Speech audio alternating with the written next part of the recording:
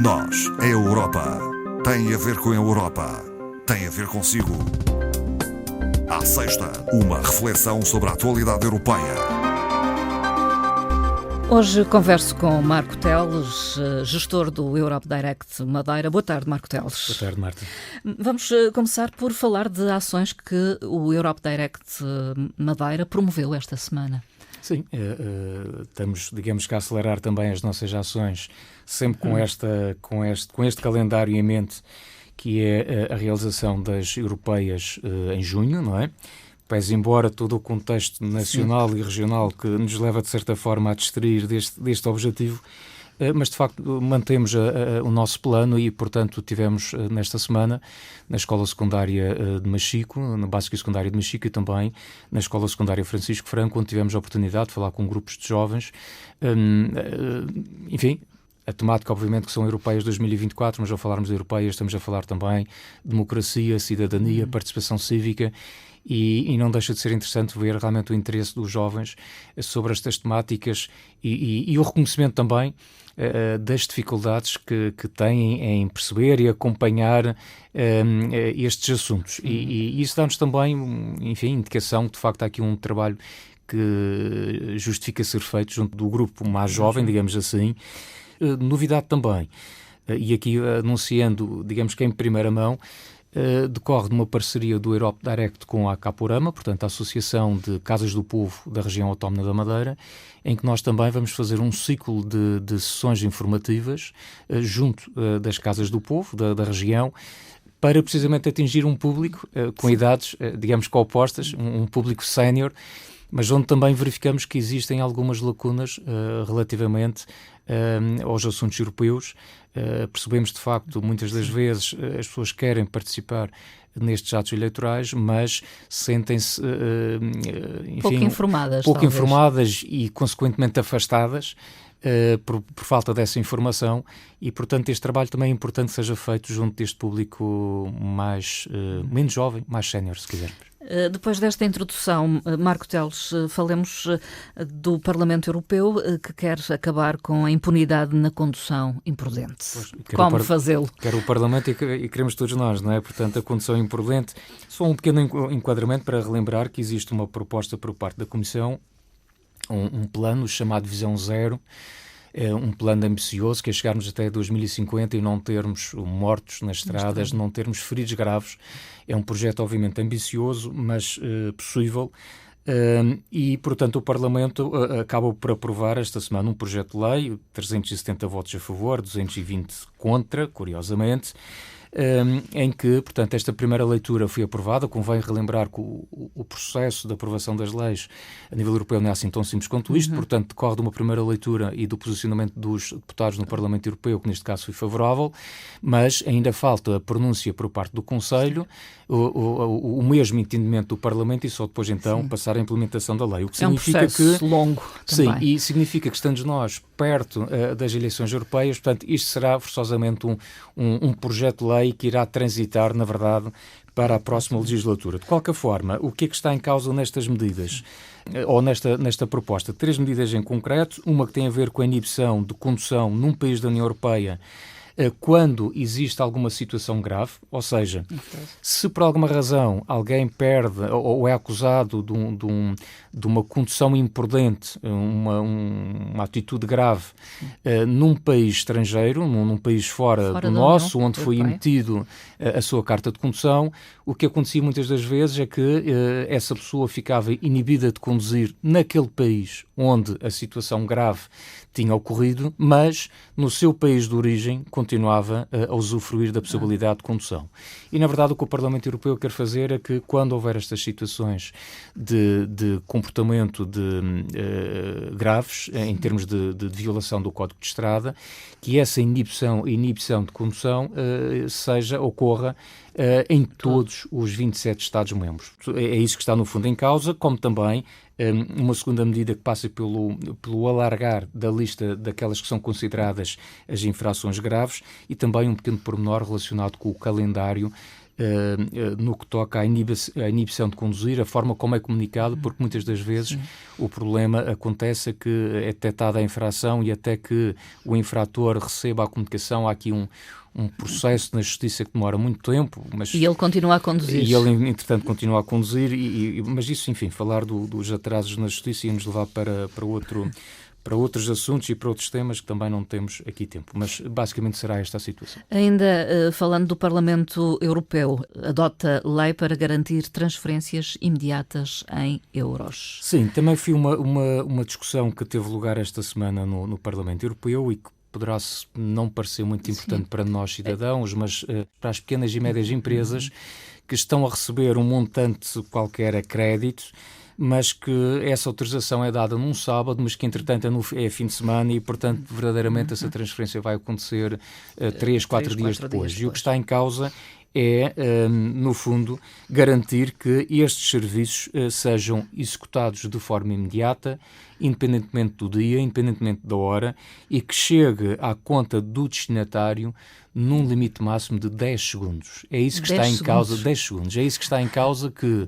essa transferência seja imediata e que também o ordenante receba essa informação dentro deste prazo, com a confirmação que esse dinheiro efetivamente terá chegado ao destinatário. Portanto, é disponibilizar este crédito de forma imediata e não da forma como acontece atualmente, que realmente há ali um pequeno, grande atraso conforme os casos, mas pode ser muito importante, sobretudo quando estamos a falar de empresas. Falamos ainda de neutralidade climática da União Europeia. Os propósitos são de atingir essa meta até 2050. Há propósitos ambiciosos, no mínimo, podemos dizê-lo. Sim, este é um tema... Até é polémico. Em certos também, setores sim, da economia. Uns mais do que outros, e aliás notou-se os últimos 15 dias na agricultura, no setor agrícola, tem havido alguma polémica, alguma agitação à volta desta questão, mas apenas para fazer o enquadramento. O que está em causa, como nós sabemos, é que a União Europeia e esta Comissão em particular, em 2019, anunciou uma nova estratégia de crescimento chamada Pacto Ecológico Europeu. A grande meta deste Pacto Ecológico é nós termos, portanto, esta ambição de chegarmos a 2050 e atingirmos a neutralidade climática. Isto faz com que também a União Europeia seja uma referência à escala mundial, como o primeiro continente a ser neutro em termos de emissões de carbono até 2050. Aprovamos, para que isto não seja apenas discurso, não seja apenas retórica, mas seja juridicamente vinculativo, existe uma lei europeia do clima que entrou em vigor em 2021 e, por exemplo, nesta lei europeia do clima há aqui a indicação clara que é preciso nós atingirmos valores intercalares, portanto, nós já sabemos que até 2030, que é já amanhã, não é? Portanto, até 2030 nós temos que fazer uma redução em 55% por comparação com os valores que nós tínhamos em 1990. Sabíamos também, portanto, ou sabemos que até 2050 temos que atingir a neutralidade, mas faltava qualquer coisa no intermédio. E, portanto, houve agora uma avaliação de impacto pormenorizada sobre esta matéria e, decorrente desta avaliação de impacto, a Comissão vem propor agora que até 2040 esta redução seja na ordem dos 90%. Portanto, 90% de redução das emissões líquidas dos gases com efeito de estufa, portanto, os tais gases que provocam, no fundo, este aquecimento global que estamos todos a tentar combater. E, portanto, como a Marta referia e bem, a questão delicada desta situação é que, se por um lado todos nós reconhecemos que o planeta, de certa forma, está doente e que nós temos que fazer alguma coisa. São medidas que são fundamentais. São medidas que são fundamentais, são necessárias. Eu recordo, há um acordo global, portanto, à escala global, tendo um ou outro país, mas que teve com o Tratado de Paris, anunciado em 2015, e, portanto, a ideia é que neste século nós não ultrapassemos um aquecimento de 1,5 graus centígrados. Já sabemos que, se calhar, esse 1,5 irá ser ultrapassado e até já se fala em cenários 2,5, 3, o que será drástico, mas alguma coisa tem que ser feita e, portanto, esta meta de chegar aos 90% é realmente ambiciosa. Agora, também temos consciência que em determinados setores, na agricultura, na indústria, nos transportes, por exemplo, sim. Onde aqui entra o nosso cidadão, conforto, não é? O cidadão comum com o nosso conforto e o nosso bem-estar. Recorre ao seu automóvel. Às vezes esta ambição para se alcançar estas metas pode tornar a vida um bocadinho difícil para cada um de nós. E portanto, poucos veem os benefícios imediatos, talvez. E poucos veem os benefícios, mas eles existem. Portanto, nós sabemos que, por exemplo, a questão do fenómeno das alterações climáticas, os fenómenos meteorológicos extremos acontecem cada vez com mais frequência, um pouco à escala mundial, mas falando aqui na Europa apenas, isso já é perceptível. E a verdade é que, mesmo que isto tenha um custo, esta meta de se alcançar estes tais 40% já em 2040, estes 90%, perdão, o que nós sabemos é que os custos de não fazer nada são incomparavelmente maiores. Não quero estar a repetir isto, até porque já falamos nesta situação cá, mas o número de pessoas que perdem a vida precocemente devido à questão da poluição ronda as 400 mil por ano. E isto é dramático, não é? Portanto, alguma coisa temos que fazer. Agora, isto tem que ser muito bem pensado e, aliás, eu honestamente creio que este será um ponto-chave a ser discutido nas campanhas para as eleições europeias. Aliás, falando nos dois grandes grupos políticos, as duas grandes famílias políticas europeias, o PPE e o SD, basta ver a forma como encaram esta temática. Quer dizer, ambos consideram que é fundamental a defesa em prol do ambiente e atingir estas metas da neutralidade climática. Agora, o caminho que propõem para alcançar esta neutralidade climática não é exatamente o mesmo. Diverge um pouco. Diverge um pouco. E portanto, digamos que o aspecto crítico à volta desta temática é precisamente esse. Reconhecer que aquela neutralidade tem que ser alcançada, mas como é que vamos lá chegar? Uns defendem que tem que ser a um ritmo mais rápido, outros defendem a um ritmo um pouco mais lento, mas atingindo a mesma meta final. E, portanto, é esta divergência, no fundo, que está também nestes dois grandes grupos, entre outras, como é óbvio. E a verdade é que caberá à próxima Comissão.